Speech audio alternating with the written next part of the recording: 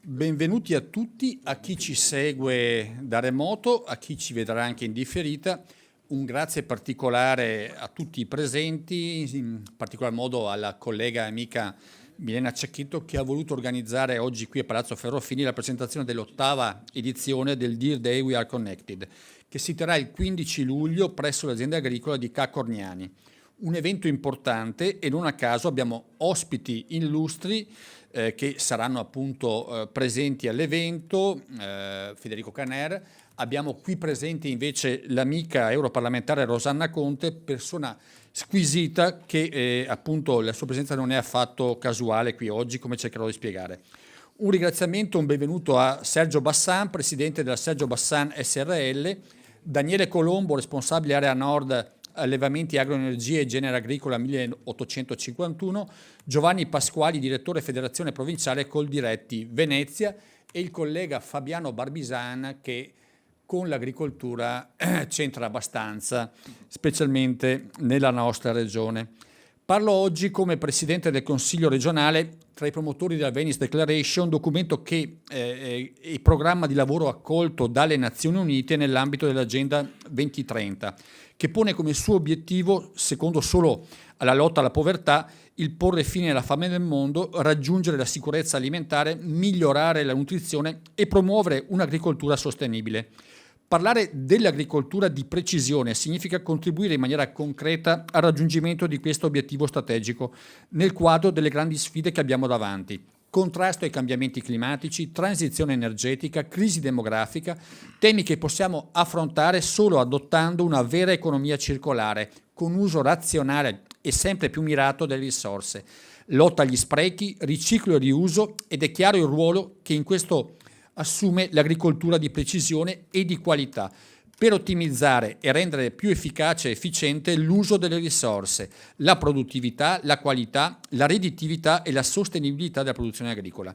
Io mi permetto solo di aggiungere una breve riflessione prima di lasciare il giusto spazio ai veri protagonisti. Benvenuto assessore Caner, ai veri protagonisti dell'evento odierno e della giornata della sostenibilità John Deere. Prima accennavo al ruolo dell'amica Rosanna Conte, che a Bruxelles è qualificato membro, oltre che della Commissione Pesca, anche dell'Intergruppo Patrimonio Culturale Europeo, Cammini di Santiago e altri percorsi culturali. L'azienda agricola Ca' Corniani fa parte di una porzione dell'antica laguna di Caole, per l'esattezza terza e quarta presa che la Serenissima attorno al 700 vendette alle famiglie Cotoni e Corniani. Siamo dunque davanti a un patrimonio storico eccezionale che parla dell'evoluzione del sistema lagunare a nord di Venezia lungo un percorso eccezionale, antichissimo, come vediamo nella famosa lettera del prefetto Cassiodoro, che nel 537 scriveva ai popoli delle lagune di quella che sarebbe diventata la laguna di Venezia, spiegando che loro erano l'unico popolo che conosceva il vizio dell'invidia, perché tutti gli abitanti, ricchi o poveri, vivono nella medesima tipologia di abitazioni, si nutrono del medesimo cibo, il pesce, e sono dediti alla principale occupazione del produrre e commerciare il sale. La loro patria è l'acqua, diceva Cassiodoro, ed essi quindi si sentono nel loro paese ovunque le navi li possano portare. Hanno del resto nel sale moneta internazionale che a loro consente di commerciare in ogni paese. Sanno affrontare il mare infuriato, ma conoscono vie di navigazione costiera e fluviale protette, sì da poter garantire la pronta consegna dei loro carichi con ogni tempo. Con il suo "siate quindi assai preparati a percorrere spazi vicini, voi che potete percorrere spazi infiniti", Cassiodoro ci insegna che gli abitanti di quelle lagune allora non erano chiusi nelle loro paludi, ma già avvezzi a commerciare il loro sale ben più lontano che in Istria o Ravenna. Questa è la storia vera, ma dall'alto di questa storia, appunto, Ca' Corniani, ospitando il prossimo 15 luglio il Deer Day, We Are Connected, ci parla di futuro, ci parla di un'agricoltura rispettosa dell'ambiente e proiettata verso il domani.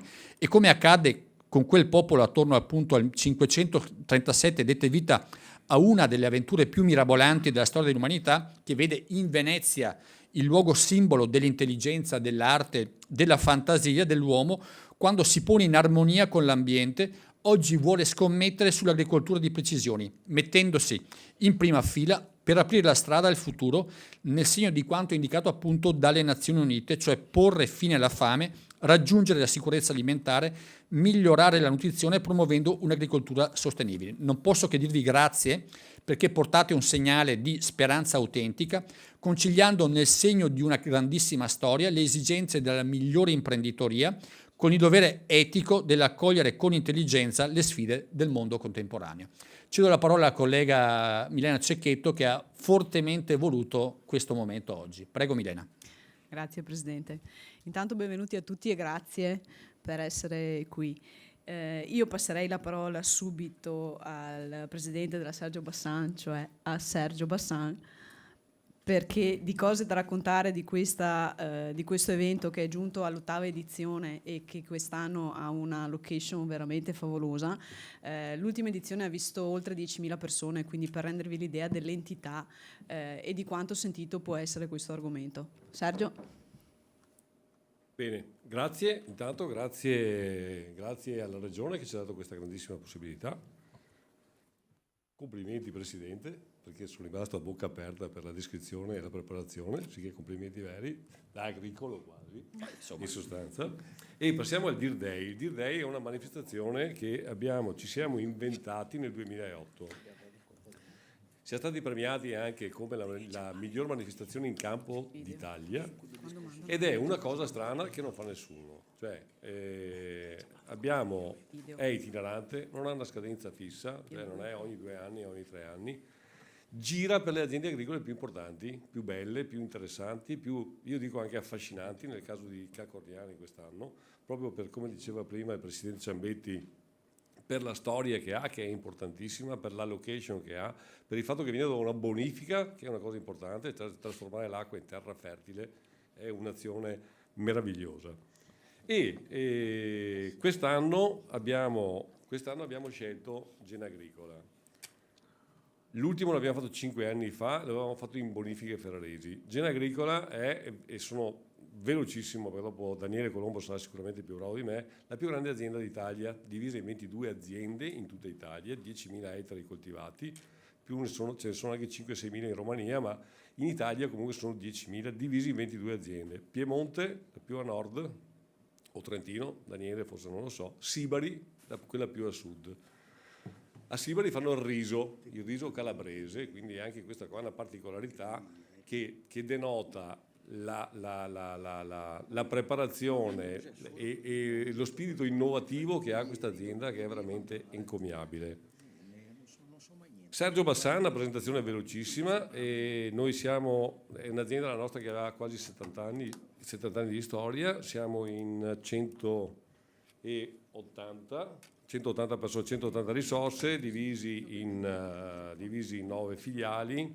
100 di queste 180 sono tecnici e magazzinieri. Abbiamo sempre avuto un forte orientamento al service, perché l'agricoltura non ha lunedì, venerdì, ma i giorni che fa bel tempo e i giorni che fanno bel tempo. Questa è la stagionalità del mondo agricolo.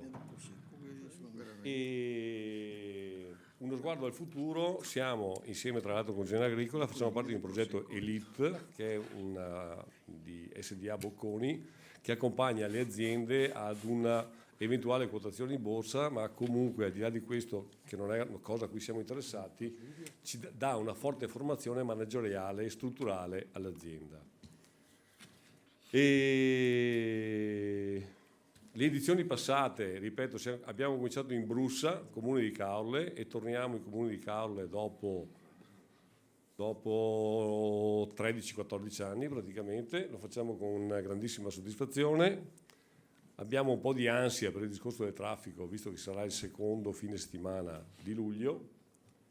Le edizioni passate sono state straordinarie. Abbiamo avuto l'ultima volta più di 10.000 persone contate, perché distribuiamo i buoni pasto, sì che contate, in bonifiche ferraresi. Contiamo che quest'anno sarà una manifestazione ancora più importante, vista la sede dove andremo, che è Cacorniani, ripeto. L'agricoltura di oggi, come diceva prima il Presidente Ciambetti, è un'agricoltura che è fortemente vocata e fortemente orientata alla connessione. E qua, se permettete, mi interrompo veramente un minuto e lascio la parola a Edoardo, che è il nostro responsabile dell'agricoltura di precisione, l'agricoltura connessa. Salve a tutti, sono Edoardo, responsabile di agricoltura e precisione per la Sergio Bassan. Diciamo che questa slide è il fulcro di quello che sarà poi l'evento, quindi un'agricoltura connessa, nuove tecnologie, ne vedrete tante in campo, vedrete parecchi cantieri aperti. Sentirete spesso parlare... Meglio. Sì, meglio perché sennò... Utile. Sentirete spesso parlare durante questo evento di connessione e interconnessione, grazie anche agli ultimi anni di agricoltura 4.0 che ha permesso alle aziende di innovare il proprio parco macchine, interconnettere la propria azienda con dati per vivere in un nuovo modo quello che è l'agricoltura e i metodi culturali in campo. Dando ovviamente dei vantaggi all'agricoltore e alle aziende. Ma facciamo un attimo un passo di quello che è il nostro reparto nella Sergio Bassan, reparto denominato AMS, con ormai 10 anni di esperienza sul campo a fianco degli agricoltori, 7 persone che tutti i giorni quotidianamente assistono l'agricoltore in questa transizione, perché ormai siamo in un momento di transizione tecnica e tecnologica. Ormai la Sergio Bassan ha più di 1300 mezzi connessi dove noi nel reparto possiamo fare un'esamina in tempo reale di quelli che sono gli errori diagnostici della macchina e aiutare l'agricoltore nell'ottimizzazione del suo cantiere di lavoro, perché ottimizzazione va di pari passo con interconnessione nel ruolo di gestione sostenibile del suolo e dell'ambiente, quindi aumento della sostenibilità aziendale delle aziende agricole, dando anche quello che è un margine poi economico a fine stagione che si stima in un risparmio del circa del 15%. Ora ricevo la parola a Sergio che continuerà la presentazione. Grazie a tutti. Grazie Edoardo, molto velocemente, l'agricoltura di precisione, come diceva comunque anche Ciambetti prima, è un'agricoltura che è sostenibile ed è circolare.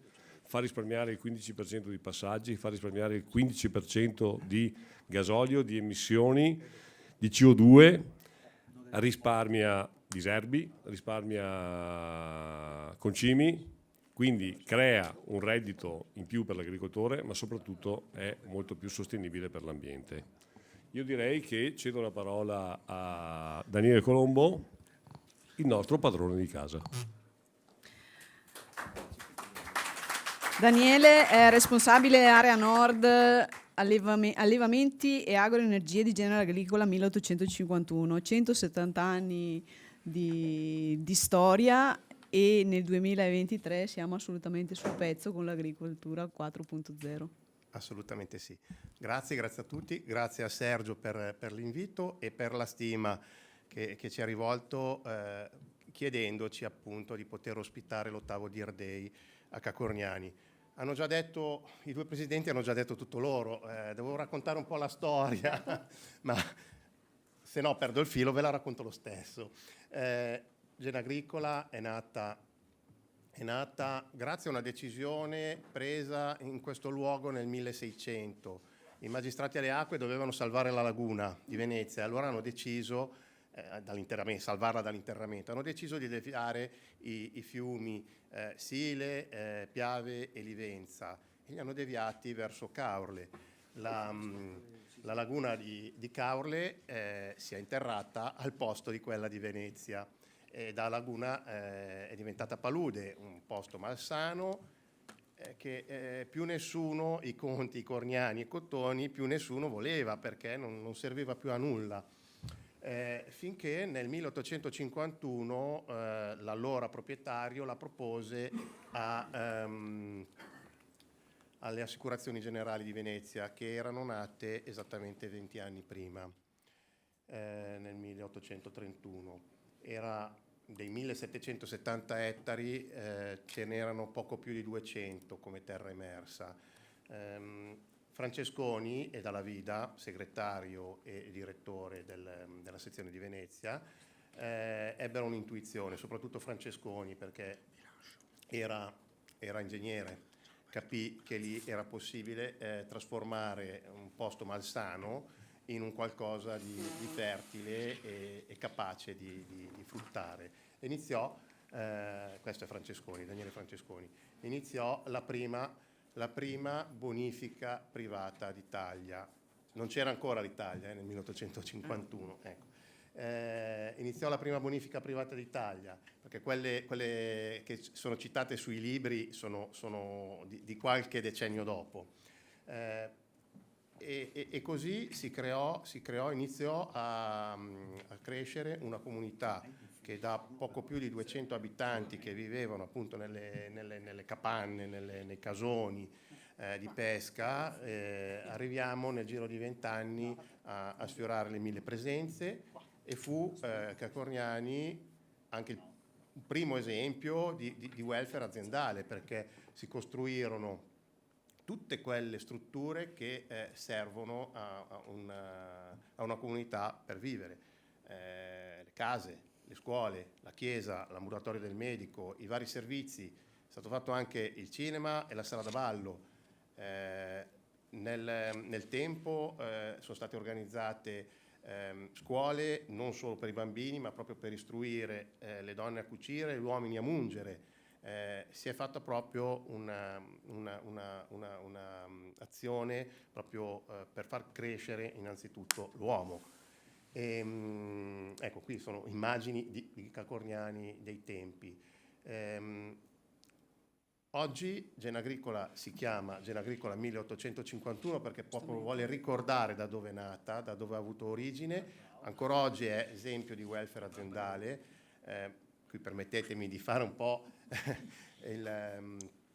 dov'è? Non lo vedo. Comunque abbiamo per esempio a Cacorniani oggi della manutenzione delle aree verdi e di alcuni stabili se ne occupano i ragazzi di una cooperativa sociale che ha visto anche tra l'altro qualche anno fa, in tempi non sospetti, anche una donazione di Sergio.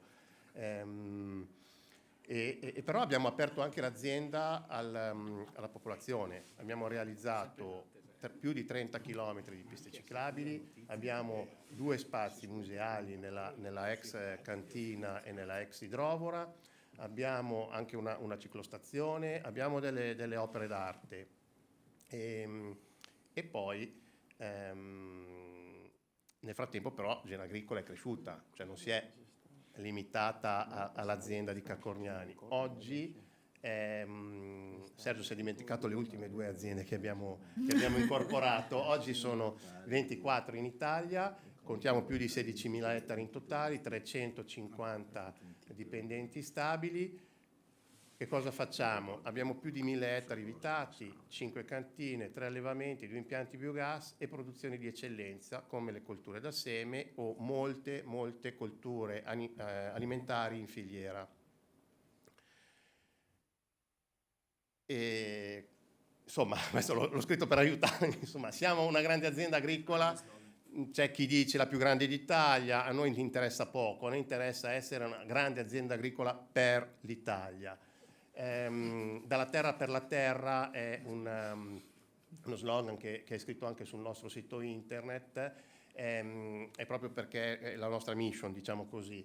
E quindi come possiamo fare per declinare questa nostra vocazione? Attuare concretamente la sostenibilità. Se ne sente parlare tanto, l'agricoltura, piaccia o no, ha un ruolo fondamentale perché comunque è un'attività che per forza di cose, cioè, opera nel territorio. Oltre a essere i manutentori del territorio, i primi manutentori del territorio, sulla terra lavoriamo, no?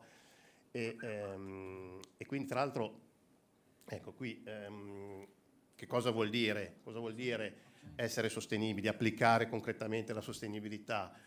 Non è di certo mettendosi il cappello di paglia e la pagliuzza in bocca che si diventa sostenibili, insomma l'agricoltura magari dei nostri nonni che però poi soffrivano la fame. Non essere all'avanguardia, ce l'abbiamo scritto anche nel logo di Cacorniani, bisogna essere all'avanguardia e adottare tutte quelle soluzioni che la scienza e la tecnologia ci mette a disposizione. Vi porto alcuni esempi. Tecnologia non è solo ferro, come quello che vende Sergio Bassan. Tecnologia, per esempio, è le biotecnologie, fino a pochi anni fa noi conoscevamo solo dei ceppi batterici simbionti delle leguminose che fissano l'azoto. Oggi la tecnologia, la scienza ci ha messo a disposizione l'azotobacter salinestris che spruzzato sulle piante è in grado da solo di fissare il 20-30% dell'azoto che le piante hanno bisogno per crescere. Scusate, voglio fare, a parità di raccolta, voglio fare una piccola postilla. Ovviamente noi vogliamo essere sostenibili, il compito dell'agricoltura è nutrire il mondo, cito lo slogan di Expo 2015, noi dobbiamo nutrire il mondo, quindi per essere sostenibili veramente non possiamo ridurre le rese, perché basta tagliare gli input, no, dobbiamo mantenerle tali, perché se noi non produciamo quello che continuavamo a produrre fino all'altro ieri per essere sostenibili, qualcun altro lo produrrà al nostro posto e molto probabilmente in maniera meno sostenibile, perché noi, anche qua è un vanto, ma non noi Genagricola, noi italiani, noi europei, noi veneti, anche se sono lombardo, siamo sicuramente all'avanguardia. Quindi 20-30% di azoto di sintesi distribuito in meno sulle colture per ottenere la stessa produzione. Altri esempi sono l'utilizzo di droni, fotocamere che mi vanno a mappare i terreni. In questo caso ho portato l'esempio di fotocamere multispettali che riconoscono gli infestanti dalla cultura seminata e in questo modo riesco a ottenere delle mappe dove vado solo dove c'è la presenza delle infestanti a distribuire il diserbante. E guardate, questo è un caso, 7 ettari di appezzamento, la presenza degli infestanti è solo su 1,8 ettari, taglio secco del 75% dell'agrofarmaco distribuito, perché prima sarei andato a tappeto a trattare tutto il mio terreno. Questi numeri ci richiamano anche un'altra cosa, forse ecco, guardo la dottoressa Conte, la Farm to Fork europea ci imporrà di tagliare fortemente. Noi già oggi con l'adozione della tecnologia siamo in grado di anticipare quelli che saranno un po' degli obblighi che arriveranno nel 2030, taglio del 50% degli agrofarmaci e del 20%, a memoria se non sbaglio, del 20% dei fertilizzanti. Sensori che sono in grado di mappare per esempio anche il suolo per dirmi come è fatto. Un appezzamento non è tutto uguale. E quindi se in un metro quadro posso avere delle buone performance, non è detto che nel metro quadro accanto queste debbano essere uguali, quindi non devo trattarli uguali. Ho la possibilità di mapparli con dei sensori oppure banalmente con una mietitrebbia che mentre raccoglie mi vede come è andata la coltivazione. Ci sono i satelliti, io qui ne ho portati solo 2, ho portato anche un'immagine fatta male, si vede il riflesso. Quella è una nostra foto di un nostro iPad in mano a un nostro tecnico, cioè non è più una roba che ti raccontano su internet, è realtà. Anche questa è un'immagine nostra, l'ho fatta io ieri su un nostro trattore, vedete, ci sono 3 monitor, stava seminando, ci sono 3 monitor, quello che gli indica in che punto è del campo, quello che gli indica quello che sta facendo la seminatrice, quello che gli indica dov'è il trattore. Come hanno già citato, questi sono dati reali, misurati da noi. Meno 10 per l'agricoltura di precisione, la guida satellitare, ratio variabile sono oggi in grado di ridurre così, senza far nulla, semplicemente applicandole, il 10% il combustibile, 20% il fertilizzante, 10-20% le sementi. Qua dipende ovviamente dalle dimensioni iniziali del campo. Sono arrivato alla fine, però mi piace sempre fare questo accenno. Le api sono il principale ambasciatore della biodiversità, della sostenibilità, eccetera, no? E anche noi abbiamo iniziato a fare gli apicoltori, abbiamo un obiettivo nel giro di 3 anni arrivare a 300 alveari nelle varie tenute, non è tantissimo, ma comunque da zero che siamo partiti 2 anni fa, oggi siamo a metà strada. Però anche qua, come la facciamo? Con l'uso della tecnologia. Abbiamo gli alveari che sono monitorati con quegli strumenti dall'apicoltore H24 attraverso un'applicazione sul portale. Quindi niente, io ho voluto semplicemente fare degli esempi molto concreti per dire che non abbiamo alternative, cioè vogliamo vincere la sfida della sostenibilità, dobbiamo affidarci alla tecnologia, e l'8º di Earth Day secondo me sarà un'ottima occasione per vederla e toccarla con mano. Grazie. Una grande azienda del futuro, quindi sostenibilità ambientale, sostenibilità della biodiversità, welfare 360 aziendale, gradi, è una welfare sostenibilità. sociale, e credo che il direttore della Coldiretti Venezia non possa che plaudere a tutto questo. Passo la parola a Giovanni Pasquali. Grazie.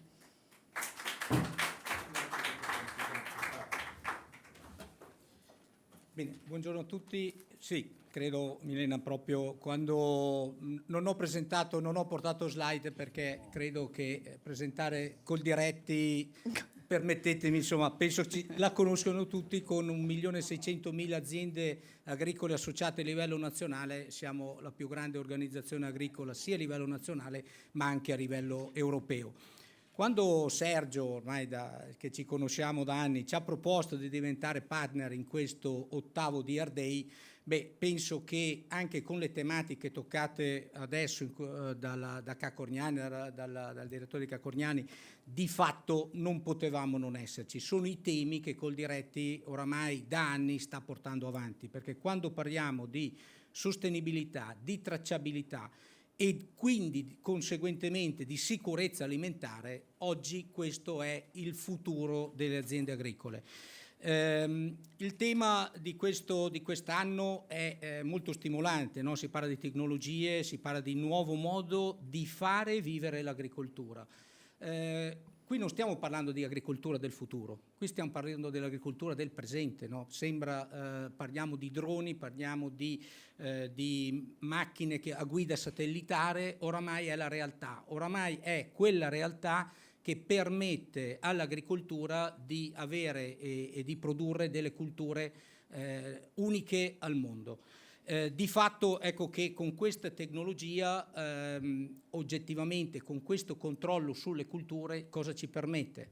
Ci permette sì di ridurre i prodotti fitosanitari e quindi avere prodotti di grande qualità, ci permette anche di andare a fare dei risparmi di acqua, e in un momento come questo di grandi cambiamenti climatici e della siccità, che non dimentichiamoci, è vero che è piovuto un po' in questo ultimo mese, per fortuna che è arrivata un po' d'acqua, ma guardate, sui grandi fiumi, e io per lavoro viaggio tutti i giorni sui maggiori fiumi, parlo dell'Oglio e del Po, nel giro di una settimana vi assicuro che siamo già sul letto del fiume. L'Oglio si sta attraversando nel giro di una settimana ancora a piedi. Quindi sono tematiche importanti, sono tematiche che grazie a queste tecnologie però messe in campo ci possono portare a un risparmio di acqua. E qui devo ringraziare, guardate, non solo perché siamo a casa della Regione, ma insomma con l'assessore Caner, che è molto sensibile anche sui prossimi programmi di sviluppo rurale. Dobbiamo spingere molto, no, sul finanziamento di queste nuove tecnologie, perché è questo il futuro, non solo per la qualità, ma se vogliamo riuscire a contenere e a risparmiare un po' d'acqua, quel poco che c'è, a utilizzarla al meglio, non ci sono altre alternative, altre strade. Noi coglieremo, ecco, in questa giornata anche l'occasione, saremo presenti con alcune nostre aziende, abbiamo fatto un mercato di campagna amica e prenderemo anche l'occasione per fare un momento di raccolta di fondi volontari, ovviamente, per le aziende agricole colpite della zona dell'Emilia Romagna e delle Marche, perché non dimentichiamoci i nostri fratelli che sono di là, oggettivamente che momenti stanno vivendo, perché guardate che il momento dell'emergenza, diciamo, l'acqua è andata via, ma abbiamo mezzo metro di fango sui campi e quindi capite bene che problemi ci sono. E si parla di sostenibilità, si parla di cibo di ottima qualità. Noi proseguiremo anche con la nostra battaglia che abbiamo iniziato da un po' di tempo e che è quella della raccolta firme a sostegno della legge, del disegno di legge che è in discussione oggi, in questi giorni in Parlamento, o meglio nelle commissioni, contro il cibo sintetico, cibo in provetta, chiamatelo come volete, però su questa è la nostra battaglia. Quindi su questo noi saremo presenti anche su questo. Io credo che sia. Grazie a voi. Grazie. Passo la parola al nostro europarlamentare Rosanna Conte, che sul pezzo del cibo sintetico e battaglie simili in Europa ne sa molto più di noi. C'è un telefono. Sarà di qualcuno, dopo lo recuperiamo. Okay. Buongiorno a tutti. Ringrazio dell'ospitalità il Presidente del Consiglio Ciambetti, saluto e ringrazio dell'invito l'amica Milena Cecchetto e Sergio Bassan, che è l'artefice poi di questo evento tra l'altro che si svolgerà nella mia Caorle, quindi è importante. Colgo l'occasione quindi per salutare Daniele Colombo di Genera Agricola e ovviamente anche il dottor Pasqualoni di Coldiretti che dà il patrocinio, come ha spiegato adesso. Io sono lieta di essere qui oggi in qualità di membro della Commissione Agricoltura al Parlamento Europeo, perché voglio proprio sottolineare che questo appuntamento si inserisce in un contesto perfetto, perché stiamo andando verso un'agricoltura moderna, dove il fattore trainante sono la sostenibilità e l'innovazione. Sostenibilità intesa da un punto di vista come uso razionale delle risorse, come per evitare gli sprechi, uso intelligente della gestione delle attività agricole per poterle poi utilizzare in modo duraturo e nel lungo periodo.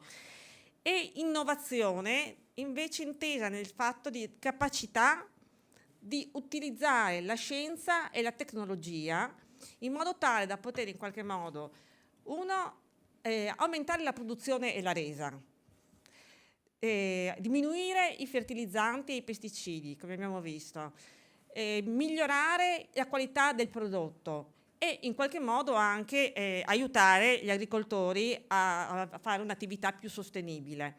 Questi sono gli obiettivi che ci sta dando l'Europa e siamo perfettamente in regola, quindi. E penso che sia proprio necessario in questo periodo, come è stato detto, di transizione, dove viene coinvolto necessariamente, come è stato detto, l'ambiente agricolo, il settore agricolo in modo fondamentale, essere competitivi e quindi anzi migliorare la competitività. E questo è l'unica sfida, l'unica parola chiave per migliorare la competitività, quindi è l'innovazione. Questa è una cosa fondamentale.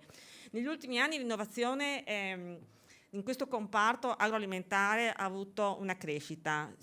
Quindi sta migliorando, stiamo andando, però la strada è ancora lunga, ma stiamo andando nella direzione giusta.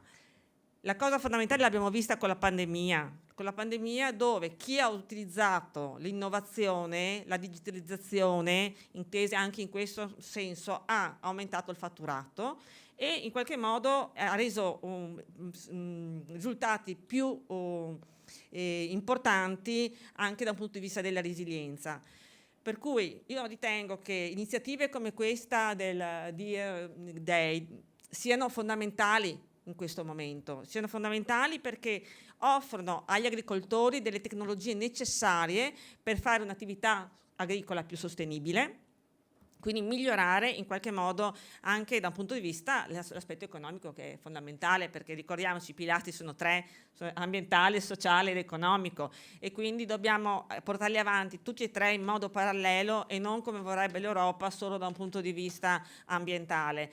Dobbiamo essere in modo graduale andare verso questa direzione, per cui io concludo facendo veramente il mio plauso a Sergio Bassan per questa iniziativa e a tutti i suoi organizzatori, perché sono bellissime cose, importanti, e stiamo andando nella direzione giusta. Poi ovviamente nella speranza di vederci tutti il 15 luglio a Caorle. Grazie. Grazie Rosanna. Come ha anticipato il direttore Coldiretti Venezia Pasquali, l'assessore Caner ha voluto esserci oggi e mi fa un immenso piacere, perché in effetti è colui che segue il settore per quanto riguarda la regione, e sicuramente il 15 luglio sarà presente con tutti noi. Grazie, buongiorno a tutti, grazie dell'invito, non potevo mancare per l'amica Cecchetto, saluto anche il presidente Ciambetti che nel frattempo è andato ma ci ospita, insomma, nella nostra casa comunque, perché siamo tutti Regione Veneto. Grazie a Milena per l'invito, ma soprattutto grazie, insomma, ai relatori, il padrone di casa. Non sto qua a citare tutti perché tanto l'abbiamo già fatto, abbiamo capito chi sono i responsabili, no, di questa bella iniziativa. Ovviamente saluto Rosanna Conte e anche il collega Barbisan, che insomma sono delle aree, la Conte è proprio di Caorle, Barbisan diciamo che c'è vicino, ma comunque è anche un agricoltore importante dell'area.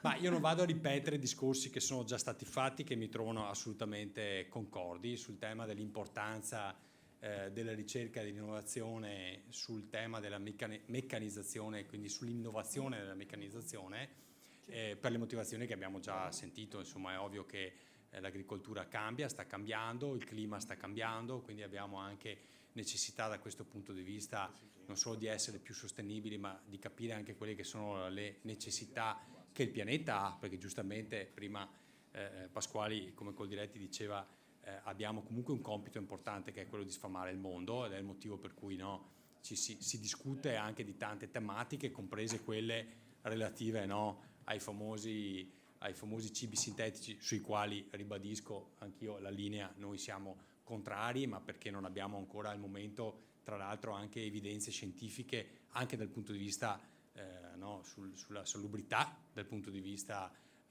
e poi anche perché rischia di mettere in difficoltà anche quello che è un processo importante legato alle nostre piccole imprese, ai prodotti tipici che vengono creati sul territorio. Ricordo che io sono assessore all'agricoltura ma anche al turismo, quindi non dimentichiamo che quando parliamo di prodotti IGP, DOP sul territorio, DOC, DOCG, stiamo parlando anche di attrattività di un territorio, e queste cose qua rischiano di sparire. Se noi omologhiamo il tutto con un cibo sintetico, è ovvio che anche la peculiarità di un territorio rischia di essere compromessa, quindi attenzione che non c'è soltanto l'aspetto agricolo, ma dietro c'è tutto un aspetto molto più importante. E poi il tema della biodiversità, che viene rispettata anche dalle piccole e medie imprese. Purtroppo anche a livello europeo, ma non lo dico qua perché c'è Rosanna, anzi Rosanna ci aiuta a fare battaglie di questo tipo, questo concetto a volte non passa in maniera molto chiara, perché siamo tutti per la sostenibilità, però la sostenibilità, io dico sempre che non è un interruttore, no? Che fai on-off, ha bisogno di un certo tipo, di un certo tempo a disposizione per fare questa trasformazione, e credo che la meccanizzazione 4.0, l'agricoltura 4.0, gli investimenti che possiamo fare su questo ci possono aiutare tanto. È vero, lo diceva prima Pasquali, la Regione Veneto da questo punto di vista interviene in maniera massiccia. Ricordo che noi abbiamo messo investimenti sul PSR con i prossimi bandi che abbiamo già aperti, bandi che apriremo. In totale abbiamo circa 230 milioni di euro a favore delle imprese per investimenti. Parti di queste sono legate anche al tema della meccanizzazione. Poi ci sono 25 milioni di euro destinati dal PNRR sempre sulla meccanizzazione innovativa, e poi c'è anche un progetto di SBEA, un bando da 150 milioni di euro nazionale sempre sulla meccanizzazione innovativa. Quindi come vedete, insomma, questa tematica noi la stiamo affrontando, monitorando in maniera molto precisa e dettagliata, proprio perché riteniamo che sia il futuro. Ricerca e innovazione è il futuro della nostra agricoltura. Chiudo dicendo che anche il tema, sicuramente il tema di utilizzare meno fitofarmaci, il tema di risparmiare acqua è fondamentale. Io credo che noi dovremo anche dibattere, e lo dico anche un po' non tanto come provocazione, perché secondo me non c'è tanto a provocare, sul tema per esempio anche della cisgenetica, che è importante, che attenzione è una cosa diversa dalla transgenetica. Su questo so che anche il mondo di Coldiretti, il nostro rappresentante di Rovigo per esempio ce lo dice sempre, adesso mi sfugge il nome ragazzo, Carlo Salvan, me lo ricorda sempre, ed è importante perché non significa utilizzare geni che provengono da individui di specie diverse e di metterle su una specie, no? Cioè, tipo da un animale a una pianta. Si tratta di passare dalla stessa pianta a un'altra, ma semplicemente scoprire qual è quel gene magari resistente, che ne so, alla siccità, piuttosto che a un particolare fitofarmaco, e poterlo trasferire. Ecco, io credo che su questo dei ragionamenti li possiamo fare, perché il mondo cambia, le esigenze sono tante, dobbiamo risparmiare acqua e inquinare meno, e di conseguenza penso che il futuro dell'agricoltura sia da una parte meccanizzazione sempre più innovativa, dall'altra anche un ragionamento sulla cisgenetica. Ecco, quindi su questo io sono particolarmente contento, e chiudo, che ci siano festival di questo tipo che insomma aiutano anche ad aumentare quella che è la cultura della sostenibilità, facendo però solo una premessa, e lo diciamo alla gente che ci ascolta, non al mondo agricolo, che non è l'agricoltura responsabile dell'inquinamento mondiale, perché purtroppo io a volte quando giro sento anche un po' questi concetti qua, le cifre che sento sparare a volte sono veramente a caso. In realtà il mondo dell'agricoltura è uno di quei mondi che più sta facendo negli ultimi anni da questo punto di vista, e insomma non è che, perché a volte quando vado in giro sembra che ormai l'agricoltore sia diventato, no? Una volta, io lo dico sempre e chiudo, quando eravamo piccoli si voleva disegnare un qualcosa che rappresentasse la natura, si disegnava un trattore e un campo di grano, no? E la fabbrica era vista la ciminiera col fumo che usciva. Oggi un CEO disegna un trattore, io metto in galera perché sembra che sia un inquinamento. Ecco, quindi cerchiamo di capire che da questo punto di vista dobbiamo anche fare un ragionamento un po' più serio, e ringrazio tutti coloro i quali si stanno impegnando per questa attenzione. Grazie e buona giornata. Grazie, Assessore. Mio nonno diceva, parlando dell'agricoltura, a chi non vuole far fatiche il terreno restituisce ortiche. Siamo nel 2023 e grazie a aziende come la Sergio Bassan, con questi festival speriamo di richiamare più giovani possibili, far capire che non è più così, ma con la tecnologia l'agricoltura diventa un settore che può dare delle grandissime soddisfazioni e tantissimi posti di lavoro. In bocca al lupo per il 15 di luglio, spero che ci troveremo in tanti, e viva l'agricoltura!